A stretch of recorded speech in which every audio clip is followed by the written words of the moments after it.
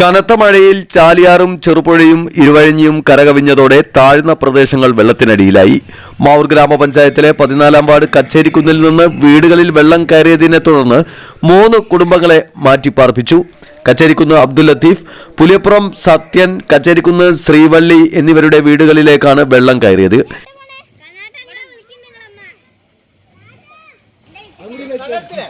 ഇവർ ബന്ധുവീടുകളിലേക്കും കച്ചേരിക്കുന്ന് സാംസ്കാരിക നിലയത്തിൽ ഒരുക്കിയ ദുരിതാശ്വാസ ക്യാമ്പിലേക്കും താമസം മാറ്റി. സമീപത്തെ മറ്റു വീടുകളും വെള്ളപ്പൊക്ക ഭീഷണിയിലാണുള്ളത്. ചൊവ്വാഴ്ച പുലർച്ചെയോടെയാണ് ജലനിരപ്പ് ക്രമാതീതമായി ഉയർന്നു തുടങ്ങിയത്. ചെറുപ്പ Kuttikkadavu road, Mavoor pipe line Kacherikkunnu road, Thengilakkadavu Ayamkulam road, Kalpally Ayamkulam road, Pulappadi Kambalath road, Kannipparamba സങ്കേതം ചൂലൂർ റോഡ്, കണ്ണിപ്പറമ്പ് കുറ്റിക്കടവ് റോഡ്, ചെട്ടിക്കടവ് ചെറുപ്പ റോഡ് തുടങ്ങിയ റോഡുകളിൽ വെള്ളം കയറിയതോടെ വാഹനഗതാഗതം മുടങ്ങി.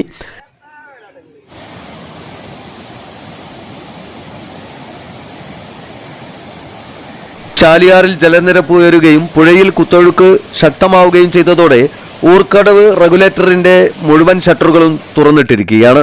വെള്ളം കയറിയ മാവൂർ പൈപ്പ് ലൈൻ തെങ്ങിലക്കടവ് റോഡിൽ മരം വൈദ്യുത ലൈനിനു മുകളിൽ വീണത് മുക്കത്തു നിന്നെത്തിയ ഫയർഫോഴ്സ് മുറിച്ചുമാറ്റി. മഴ ശക്തമായതോടെ കിണറുകൾ വ്യാപകമായി ഇടിഞ്ഞതും മറ്റൊരാശങ്കയാണ്. കഴിഞ്ഞ ദിവസങ്ങളിൽ മാവൂർ തെങ്ങിലക്കടവ് പുൽപ്പറമ്പിൽ ആയിഷയുടെയും കച്ചേരിക്കുന്ന് ചാമ്പടത്തിൽ സുബ്രഹ്മണ്യന്റെയും കിണറുകൾ ഇടിഞ്ഞിരുന്നു. ഈ 2 കിണറുകൾക്ക് പുറമെ പെരുവയൽ ഗ്രാമപഞ്ചായത്ത് 11-ാം വാർഡിൽ കോഴിപ്പറമ്പത്ത് ഹുസൈന്റെ കിണർ കൂടി ഇടിഞ്ഞിരിക്കുകയാണ്.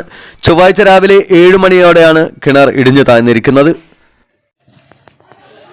ചൊവ്വാഴ്ച ഉച്ചയോടെ മഴയ്ക്ക് അല്പം ശമനമുണ്ടായെങ്കിലും ജലനിരപ്പ് ഏത് നിമിഷം വേണമെങ്കിലും ഉയർന്നേക്കുമെന്ന ആശങ്കയും നിലനിൽക്കുന്നുണ്ട്. ചാലിയാർ, ഇരുവഴിഞ്ഞി, ചെറുപുഴ ഇതിൽ ഏതെങ്കിലും ഒന്നിൽ തന്നെ വെള്ളമുയർന്നാൽ പ്രദേശം വെള്ളത്തിലാകുമെന്നുള്ളതാണ് മാവൂരിന്റെയും സമീപ പ്രദേശങ്ങളുടെയും പ്രത്യേകത.